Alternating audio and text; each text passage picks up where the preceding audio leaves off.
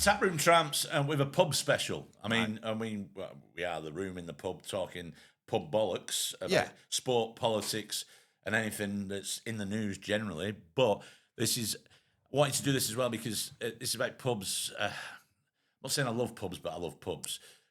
But I don't love all pubs. Not all pubs. Pubs are a massive spectrum of opportunity. Exactly. Some pubs are on the spectrum. Definitely. Yeah. Some I've been drinking. I mean, right. I'm saying this the right way from the right reason. We're talking about on the spectrum. It's got to a point now. I'm not sure now who is listening to music or who is autistic, because headphones are like the size of air defenders now. Oh, I know what you mean. So people are wandering around. I'm going, is he wandering around because are they air defenders or is he listening to something? Is he listening to a podcast or has he just been drilling the pavement? Exactly. They are absolutely huge, aren't they? They're massive now. You do get it in pubs quite a lot, actually, where you get like almost everyone's on the phone anyway. But, like a lot of people are listening to the headphones as well. And you think, why are we here? Like, I know a couple. Yeah, I know. It's all right if you drink on the. I know a couple of. There's a couple of people I know, they'd like to go into pubs that have got Wi-Fi so they can listen to podcasts on it because they don't have Wi-Fi at home. So they go in with their earphones in and buy themselves a pint and listen to a podcast, which is fine, I want them to do that. Fair enough, yeah. If you're supporting the pub and you're buying the drinks. Yeah, exactly, yeah, of course. On seats. But what would be the main aspects that would make a really good pub for you? Right, I think we're going to have to start with bar etiquette first, right?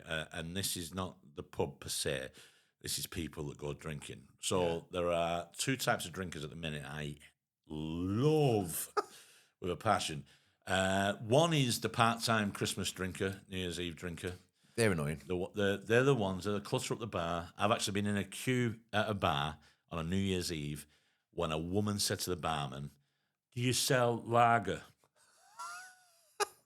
And he said, "Have a fucking guess, love." And then serve somebody else, just ignored her. Fair play to that, man. Fair play to them. So your part-time drinker, no. Listen, you can come into the pub, but understand that just because you come in once a year, you don't own the pub, or and also do a bit of research as well. Have a look at what drinks might be sold. What is alcohol? What is alcohol? How do I stand? Is there a queue or is there just a puddle? No, this is the thing now, which I think is a bit of a leftover from lockdown. And this does my head in so fucking much. People that queue single file at a bar. Yeah. That is not how we operate a bar in the UK. You spread out along the bar. Bar staff will serve whoever's in front of them. Then you come in next and you take up the space behind you. You do not stand in a big, long fucking queue like you're at the post office. It doesn't look right. It doesn't look right. What I would say is, some bar staff are better than others at spotting who was first and who wasn't, and some are, but it's been proven it's quicker if you fan out across the bar rather than a queue, because all you're doing then is queuing. No, because all you're doing is dealing with one person individually in the queue, whereas a good member of bar staff, we're fanned out. They go, "What's that? We're just doing yours, and I'm about to finish your order." I go, "What are you having, mate?" Sorry, I see. And when that happens, that is a great moment when someone's chocker and they go, "Right, okay," and they acknowledge you that you're there, they take your order, and you might be 3 people away. But, they might be doing other orders first. But that's quite a skill, that, isn't it? And I don't think that's as common. It's not as common, but it's the queue. But it just happens.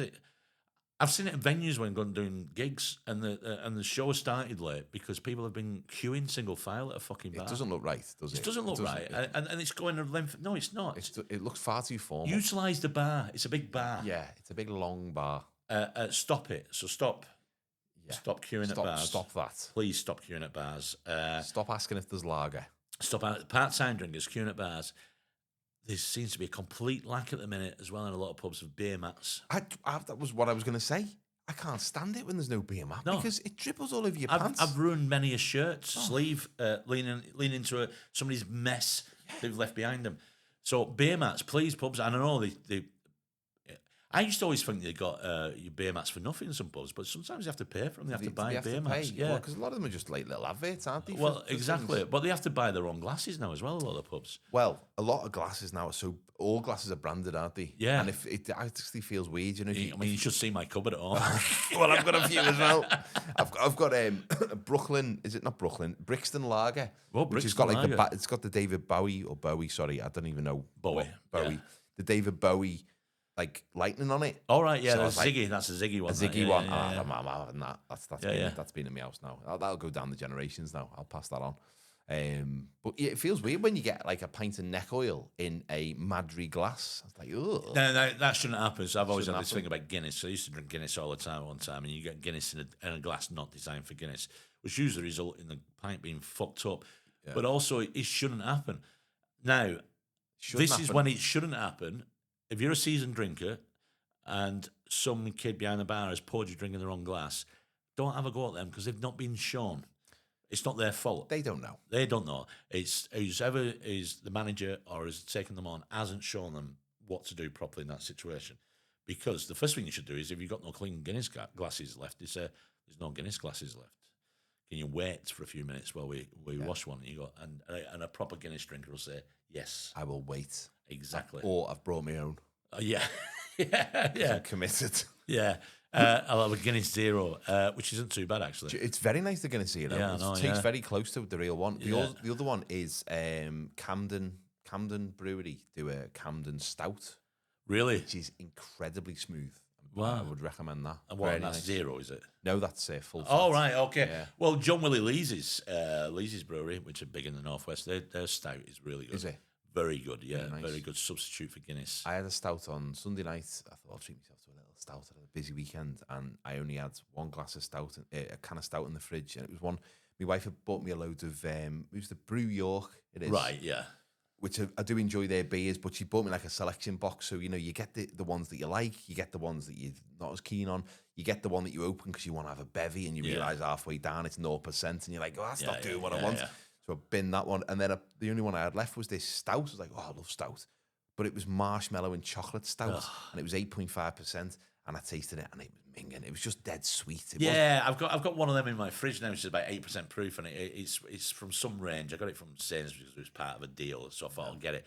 And it'll just stay there. I'll never drink it. I don't know how you could drink. You could probably have not a shot, but if you just wanted to have pour everyone a little glass of that and drink it. I don't know. It's just. I'd say you do a phenomenal stout. So I did an event for Goose Island Brewery in North London just before lockdown, and they've got a rare one that they do. They only do a few thousand bottles a year. It's around about 16-17% proof, but it's beautiful. But it tastes. You drink it like you drink port. You won't drink it like you were drinking. Oh, I see. Yeah. It's absolutely gorgeous. Sip it. Very Moorish, incredibly Moorish. Nice. I've not heard of that. Yes, drinks in wrong glasses. I agree with that. My big thing is as well is, listen, you know you are, you pricks who don't take the glasses back to the bar when they're leaving. There's no excuse, is there?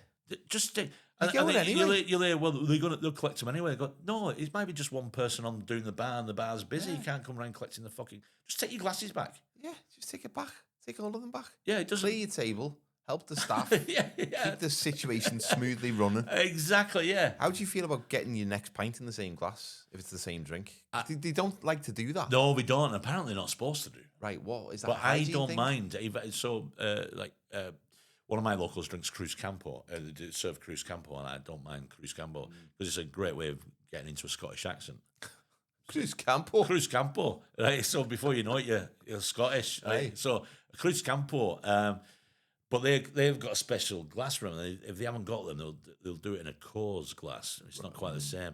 So they'll say, we've got no clean Cruz Campo glasses left. I'll say, well, use that one. I'm fine. I'm fine using it. Yeah, I don't mind. That's okay. It's only me that snotted into it. You know, you have to sign a permission form, but you're all right. Yeah. That's okay. What about because when I feel most like I'm in a British pub is when, for whatever reason, I get given one of the glasses with the handles on the sides, unbranded, just the old fashioned, you very rarely get them. You very rarely get them. When you do, it's a real great. You're talking about glasses like that. I've got a Veltins lager glass, beautiful handle on the side, absolutely stunning glass. It's from the castle in Manchester. Anyway, so I just about managed to squeeze that into my man bag. Wow. In fact, I couldn't even zip it up. I wasn't caught taking that out. And that was quite a few years ago, so I don't think you can prosecute me after. Statute of limitations. Yeah, whatever. Yeah, exactly. You're free. But yeah, that's that does feel like you're like a Viking when you're out there. Yeah, it's a nice feeling, isn't it? It is, yeah. You can buy these tank cards. I was in, I mentioned York. What do you call it? A tank card, is it? A tankard? A tankard. Tank card. Tank card, my dear fellow. A tankard. A tank card. A tank card, eh? So you can't say Bowie and you can't say tankard. I didn't know I've got a speech impediment until I started this podcast, speech is quite important, isn't it, when you're doing an audio format. No, I was in York, which is why I ended up with all the Brew York stuff. And they have all these, like, you know, classic York stuff, all about the Vikings and the Romans and all of that. And they sell all these old tankards. Yeah. And there you go. Some of them, sorry, I'm cured. Some of them are, like, preposterous, ridiculous. Yeah. They, you know. Well, it used to be a thing, didn't it? You local. There's a few pubs I went into years ago where the old men would have their own tankard behind the bar, and they used to be pulled down. So here's George, here's his tankard, and they'd have the bit or whatever done in the tankard. But I don't know if you ever drank out of a silver tankard. It tastes shit. It's not nice. It's awful. Doesn't feel good. It just tastes of metal. Yeah. Yeah. I mean, I could imagine a pot one. Fine. Yeah, that'd be all right. Yeah, yeah. Ceramic. Or a Toby jug. Have a big, massive Toby jug. Or a Sports Direct mug. Yeah. You get a pint in a Sports Direct. You get a lot in there. I reckon you could. Can you find out what the volume of a Sports Direct mug is? Because that'd be just nice to have that in your pub hanging up with the tankards. Have a cocktail called the Mike Ashley. Yeah. So tankards, you don't see them often now. I think that's probably an health and safety issue now. They're not allowed to do it. One of my biggest... I will watch sport in pubs. I'm fine with that. What I do not like is during the day when there's no sport on, it's just TV on with no sound on.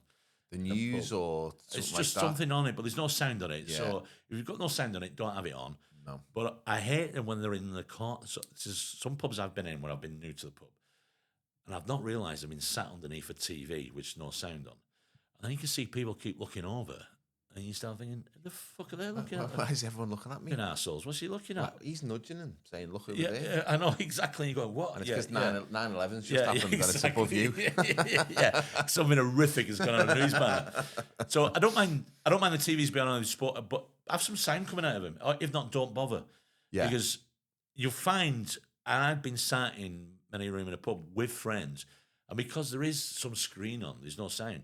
You've stopped talking. You're both looking at the TV. It just it just distracts you, doesn't it? Exactly, it's like screens are just the poison of society. When I was in Ibiza over the summer with the family, and I was just in the middle of the day, went to the bar, get a drink, alcoholic drink because I'm on holiday. Yeah. They had Loose Women on with the sound down in Ibiza. I was like, why have you got ITV1 on? Yeah, no one's bothered. Well, that's the best way to watch Loose Women with the sound down. Yes, it is. and a morning drink. Exactly. The airport pint. We used to go into a pub in. I grew up in a little suburb of Liverpool called Maghull in the north of Liverpool when I was younger. Me and my mates used to try, when we were like 16, 17. There's one pub that had let us in, and they'd have the Everton Liverpool games on. It was the Norwegian back then. I remember the dodgy Norwegian, the big dish. Of course, yeah. But there was no sound. They didn't have sound, so they put the Radio City, which was the local or Radio Merseyside, BBC Radio Merseyside commentary on. There'd be a delay of about 15 seconds, and the radio was ahead. Oh. So it totally ruined the experience. Of course it does, yeah. Because he's missed. Or we're going to score. Yeah. Someone's in the bog. Quick. Yeah. Just run back with the knob hanging out. A rough pub. I used to be obsessed with proper council estate flat roof pubs at one time. And I knew I shouldn't have been drinking them, but I used to just like daring myself, like in an afternoon, go in and sit in a pub because try and survive. It just, I don't know, there's something about them, especially when you see like Alsatians on top of the roof. Oh my God. With the washing out as well. Yeah, like the watching patrol. And you'd walk past it and you just go, oh God, all right, I'll go in the afternoon, but I would not be here like 10 o'clock on a Friday night. There's no way I'd be in there. Yeah, it's a totally different vibe. They're the kind of pubs, and I don't mean to like stereotype, but they are the kind of pubs where you probably good chance of being offered to buy some contraband. Oh, of course, yeah. Have you batteries, socks, or meats? Meat, yeah. A lot of meat. Aftershaves. There's a lot, which I don't mind. I think them pubs serve a purpose. They're part of the community hub, and they keep in the black economy going just by being there. Of course they are, yeah. You obviously your local smackheads are going out shoplifting and coming back, and the thing is, so we used to have one when I was young. For a spell it was the Durker Hotel in an area I grew up. It got knocked down years ago. The Durker Hotel. I could be a bit of a moody pub, but it was local. It was in a bottom of a council estate, and but there was a spell there where somebody would go in and take orders on a Saturday for the shoplifting. What you need. Yeah, exactly what you need. And every now and again, they'd find some mug who'd pay up front. Oh, yeah. You never paid up front. No, don't pay up front. Because, you just wait until he got back. Yeah, because he might not be coming back. Exactly. He might get lifted. Exactly. But if you're paying up front, he's not coming back. Coming back. Exactly, So it's worth doing, isn't it? Yeah, it's not. So there's something about the Rough pub I do quite like.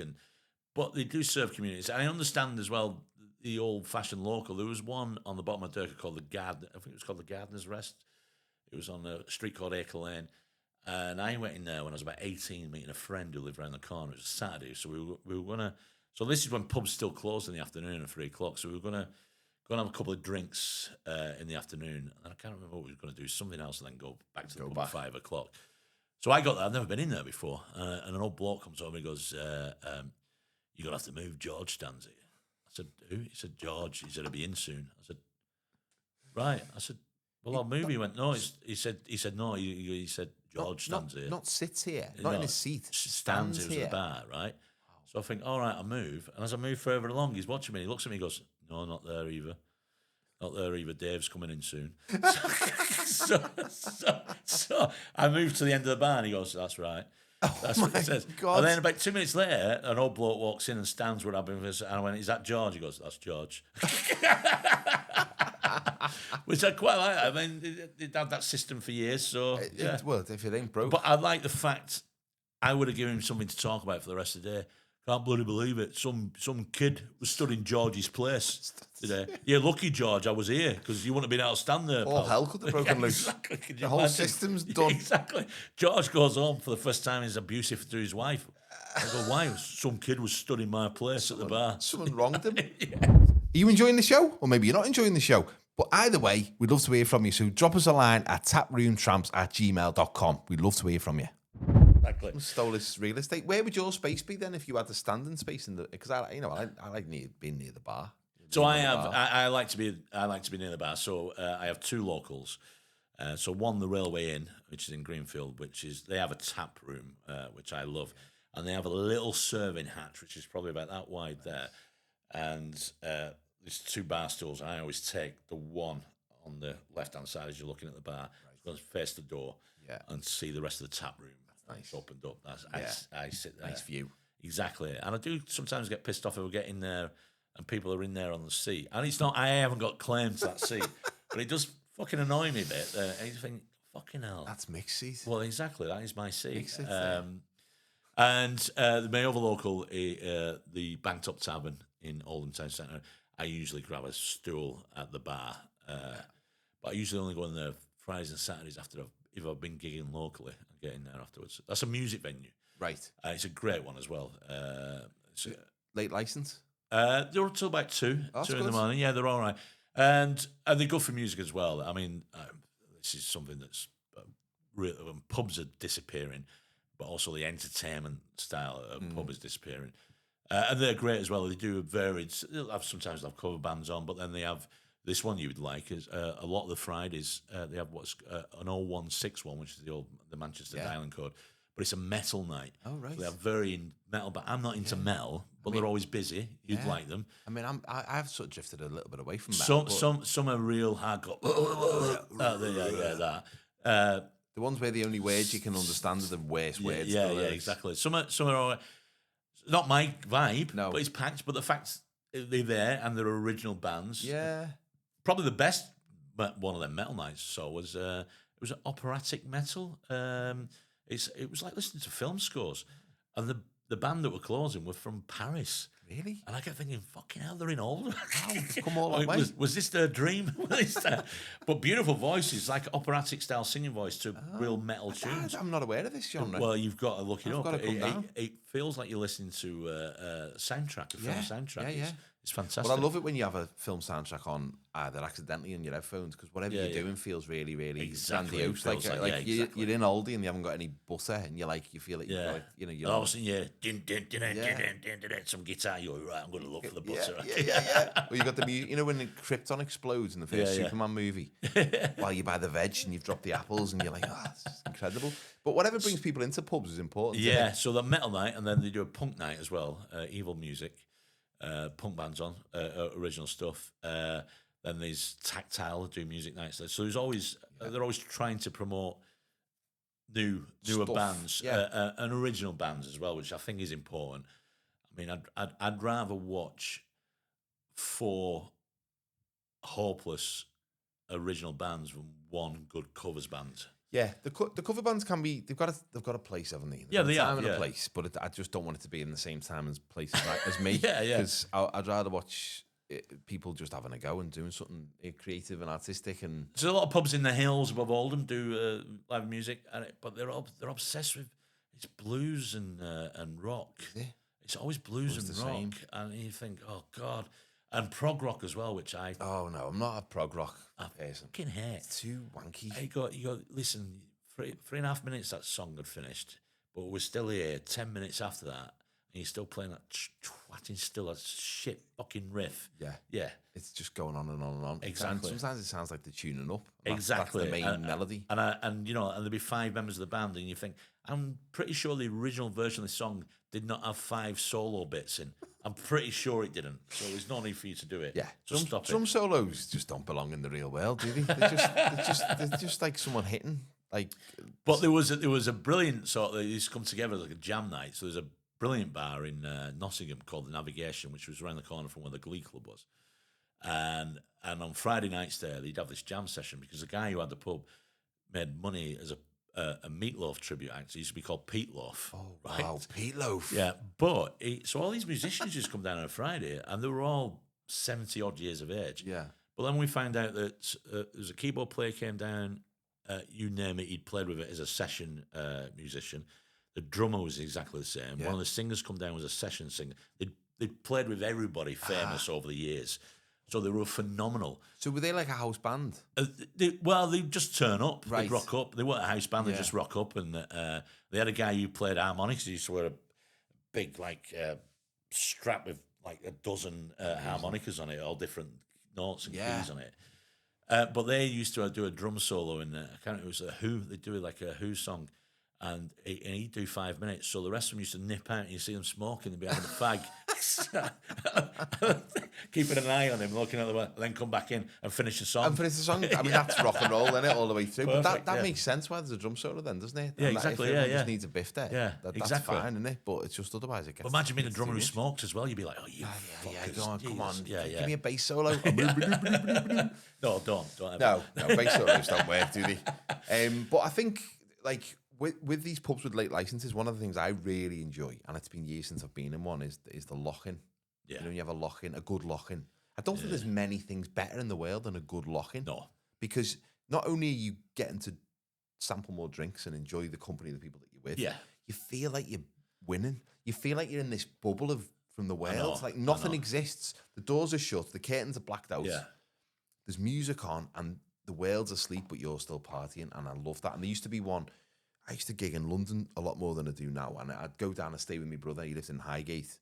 And me and my brother and my mates would all my gig had finished at 10:30.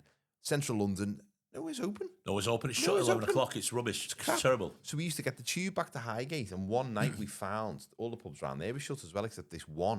And we knocked and we didn't know them, but they let us in. We looked safe.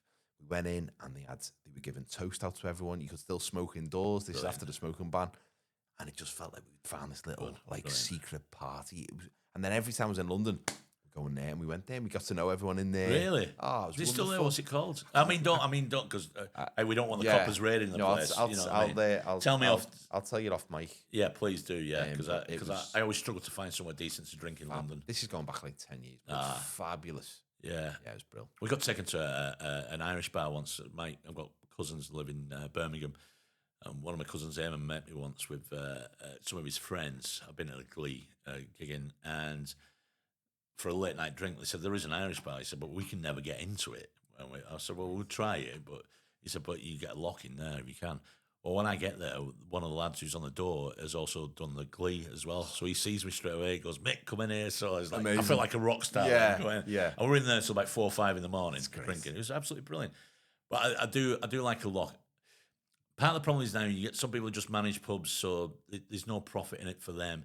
Because when I was younger, the idea of a lock-in, usually the landlord would put his own barrel on or so the money that was going to him during the lockdown. Sure, yeah, which is great. There was one, I think it was it called the Abbey at the time? The lad had it, and he'd have lock-ins on the Friday and Saturday, and he'd put on a different till, but then he'd put his money in through the till on the Sunday to make it look like the sales were on a Sunday. Then he won an award from the brewery for having the best Sunday sales. And he told everyone, he said, please, you've got to come in on Sunday. I don't care what condition you're in, because I've got to make sure this pub looks busy. Well, he was getting an award. But lock-in is great. It's the best feeling in the world. Yeah. Because also, I think generally lock-ins are filled with people who are decent people. It's usually decent people. Because no landlord or landlady has a nutter in after a lock-in. You don't want trouble at that point. So it's sometimes the unexpected lock-in where you didn't even know you were going to be part of one. And all of a sudden you hear the bolt on the door, and then they'll come back and go, well, they've gone now. What's everybody having? And you go, fucking hell, yeah, Christmas. It does. It feels amazing, doesn't it? Yeah. It feels like you're one of God's chosen people. Yeah, exactly, yeah. I do love a pub that's also a music venue. There's a lot of pubs now I don't mind people playing games if you want to go and play a game of chess. But there's the board game. Yeah, which is fine when you're doing that. Pub quiz. But you're saying about drinks as well. So I'm in a part of a quiz team, and we go to a pub quiz regular, but we spend money. We do spend money behind the bar. We like to have a drink. Yeah.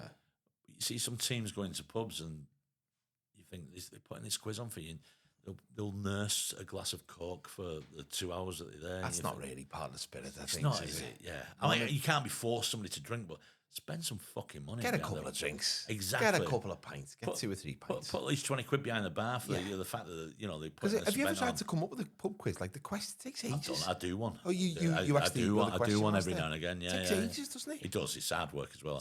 I do one called King Quiz. Okay.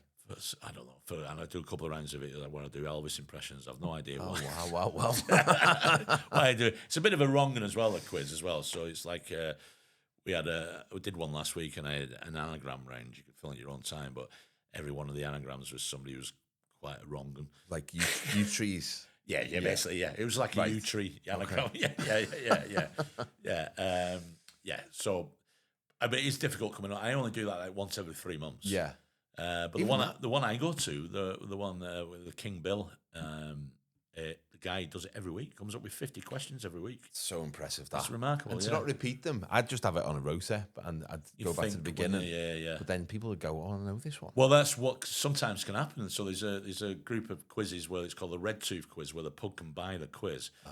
But if you go often enough, you'll hear everything repeated. Yeah. You go, oh, we've had this before. I remember what this is. That's no fun. And my mate's dad was in a quiz team, and it's a pub called the Rocket. At the end of the M62. I've seen it, another one, yeah. That area, was in there, so I went there. That looks an interesting pub. It was, you found the car park hard enough, and I was around the back, and all I was doing was picking my mate up. I went for 1 pint. I turned up mid-quiz, so I walked in really quiet, and my mate's dad and his 3 mates, who I also know, were sat around the table. I'd never been to this quiz before. They've all got the phones out on the table. And cheating? Just cheating. And I was like, and I said it dead quiet because I thought he might be, cheating. Well, basically, they are cheating. I went, are you all on your phones?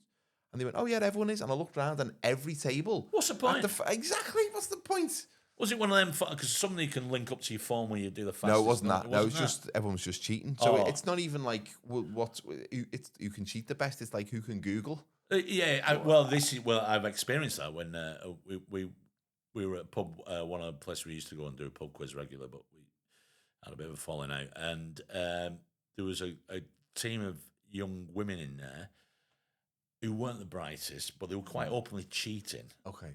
I mean, really cheating. It was obvious that you could hear them saying, Google this, and they still came last, which is remarkable. Yeah, exactly, yeah. That's phenomenal. Because we heard them at one point, they Googled the question, but when the answer came back, they said, well, that can't be right. What are you doing here? Exactly, yeah. Which was funny.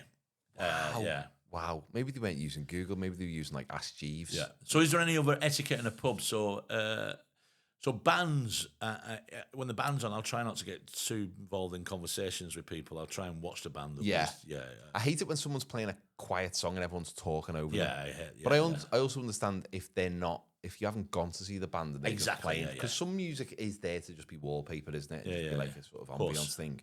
One of the things that I if I'm sitting at the bar and I'm on my own, that means I'm open to chat. Yeah. Like I'll chat to anyone. But if I'm in a little cubbyhole and I'm on my own, I've kind of chose that because I want to be left alone. Like I did a gig in Norwich. It was on first tour date in Norwich on Saturday, and I fancied a pint. And I didn't want to have a pint in a pub near the venue because I didn't want to bump into anyone who'd been at the show. And I went into this pub and I found this little cubbyhole. I thought, this is me, pint of Guinness, proper glass. And it was lovely. But yeah, because chatting to people that you've never met is part of the pub experience for me. Yeah. But sometimes you just want that little. There was a band from Oldham called Drink and Drive who were out a few years ago, and they did a track. And it's about Oldham and sort of the North Manchester area called Town Centre Drinker, and it's just about experiences of what I think one part as well he mentions about just going reading in a pub and getting an hassle because you're fucking reading in a pub. Like it's a weird thing to do. Well, yeah, because that used to be standard though with a newspaper, wasn't it? Somebody take over a table. You can do the Guardian crossword. Have them all out. Spend all day. Oh, so I used to love that as well. There was one bloke I used to think was clever as fuck. There's a pub called the Ashton Arms. And sometimes I'd been there on an afternoon on Sunday and he'd see him with his crossword. I'd be like thinking then, and he'd always, I noticed he used to always leave the paper behind afterwards. So I thought, he must be really good because he'd sort of like do it with a flourish like he'd finished it. So I went over once. After he left, I thought, I'll go and see what he's done this. He'd only filled in 2 fucking clues. He'd been at it for hours as well. That's all he'd done was 2 clues. I was like, God, you thick as shit. You're like me. You can't. My word. So that's just all performance, isn't it? It was all performance. He just wants you to think. Exactly. He's a thinker. Exactly. He's a philosopher. Yeah, exactly. That guy. Yeah. So is there any other pub etiquette that annoy, bad etiquette for pubs? Well, I'm at that age in my life now where if I go into a pub and I want a pint and they only have Madry, Foster's, Budweiser, I'll just leave. Right. Are you a real ale man? I don't think I'm a snob, but I spent so much of my 20s drinking crap lager.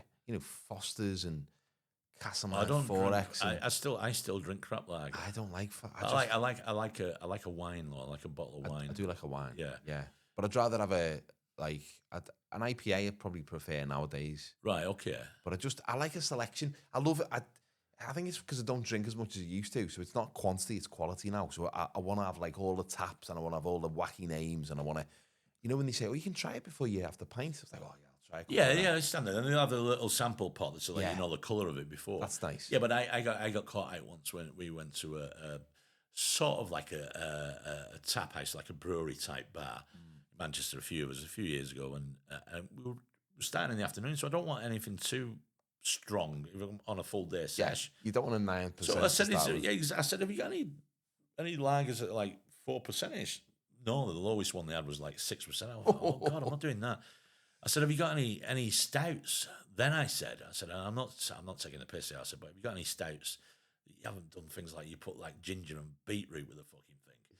And then he said, this is true. He says, well, you're taking the piss. I said, what? And then he turns around the tap clip. And it's stout with ginger and beetroot in it. And I was like, oh, for fuck's sake. I'd just invented that on the spot, but we'd already produced it. I was like, no, this is awful. If you're brewing the comedy version of your drink, then you're doing it wrong. Yeah, exactly. That's too much. Just make a stout. You don't have to put stuff in it. No. Well, I don't, to my annoyance, I don't go out as much drinking as I used to. And I got some Brewdog vouchers for Christmas, which was like a couple of drinks and some food in this Brewdog bar in Liverpool. That's become a political issue. It has become a Brewdog. Yeah, it has. Yeah, well, I got it as a gift, so fair enough. As much as I dislike it, exactly. Yeah. So I know the sweatshops, but they're very comfy these trainers. So, I know. Yeah, I mean, I'd love a trip around the Nestle factory. Yeah, show me where the kids stitch. But it's But I went in, and it was quite an impressive bar because they had all the kind of different ales on, and I was like, I said to the barmaid, I was like, oh my God, this place is massive. How long's this been here? Thinking it's new. She went 14 years. I was like, wow, my finger is not on the pulse anymore. Wow. This place has been there for ages. I'd say, is it modern? See, what I hear is, so a lot of the modern pubs, They've gone for the modern aesthetic of it. They've taken away some of the old-fashioned comfort of a pub. There's a lot of that. A lot of metal stools, and tables on hairpin legs rather than. No, have a fucking comfortable. Just have a comfy seat. Yeah, there was a lot of hipster kind of vibe to it, with like the whole decor and yeah. You can smell the wholemeal flour, can't you, when you're in there? Yeah. I didn't have a man bun, so I felt a bit out of place. Was it that kind? It was a little bit like that. Yeah. They're a bit pricey as well, Brewdog. Yeah, but I had this voucher. That's just. You keep saying. So what was the voucher? I had this voucher officer, which is why I was in the brothel. It was. I think it was 25 quid. Couple of drinks. A couple of drinks. A couple of drinks. Yeah, that was it. But it was just the fact that this massive pub had been there for ages, and I thought it was new, and it wasn't even new in any way. I think that's a sign you're getting all that will happen to you more and more often. Yeah. You'll be walking past somewhere in town and go, how long has that been there? Somebody go, years. Yeah. You go, what? Decades. Yeah, exactly, yeah. It's a cathedral, mate. But I think in terms of like new pubs, what I would love to do, and obviously this is cloud cookie land because it's not possible, is to somehow visit a medieval pub, back in the medieval times, like when pubs were like brand new things, and just to see what was the etiquette like then. Like the smell alone. Oh, it must have stunk. Must have stunk. Because you wouldn't have had any sewage, so you'd have just been pissing up against the wall at the People back. People stank then, didn't they, as well? Yeah. And the ale would have been minging to our taste buds. Yeah, it would have been minging, but safer than water. Yes. Yeah, exactly, yeah. Yeah, exactly, yeah. It'd be nice to say, 2 pints of mead, please, barman. And I bet they'd still be that boring arsehole at the bar.